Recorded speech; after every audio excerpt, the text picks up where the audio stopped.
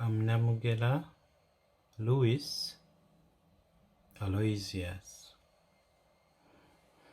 and in my paper I'm going to argue against St. Augustine's theory of original sin, and I'll mainly concentrate on the sinful nature of babies according to Augustine.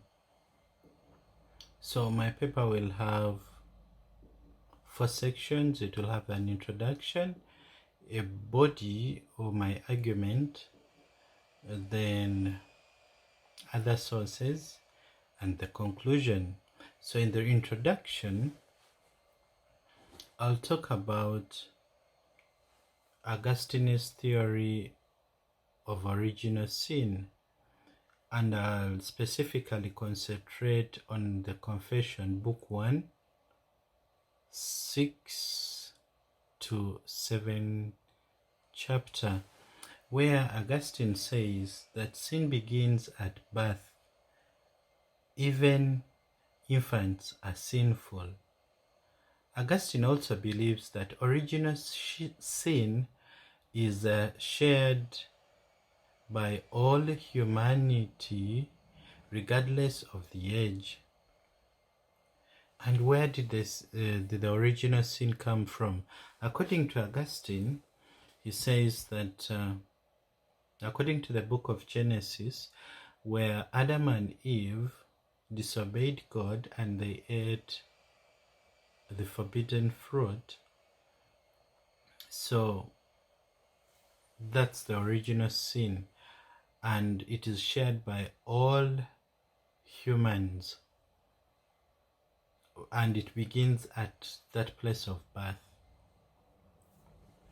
So he gives an example, and he says, when we look at babies trying to reach the mother's breast for the milk or for breastfeeding,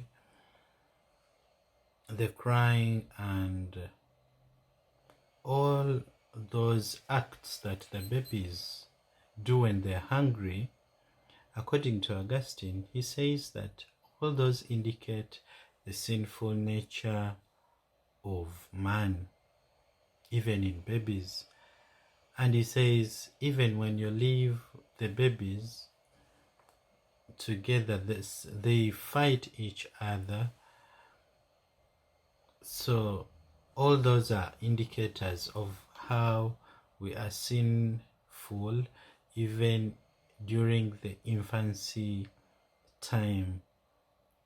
So in my argument, obviously I'll disagree with Augustine, because I think that original sin was for Adam and Eve. They disobeyed God and God punished them. There is no way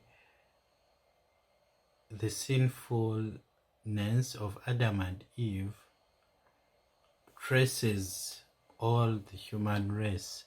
So I think, in my thinking, in my own theory, I think original sin is not really right for the sin to come right away from Adam to even us. So I strongly think that we can fulfill the divine law even without other forms of graces. Since we are created by God, we still have the godliness in us, so we can still do good without other graces. I also believe that grace will always find us when we are trying our best to do good. We will not sit back and wait for that time when grace comes, then we start doing good. We should start doing good, then grace will find us when we are trying. to fulfill the divine law. In my argument, I'll also consider that we are made in the image of God. In Latin, it's what they call the imago Dei.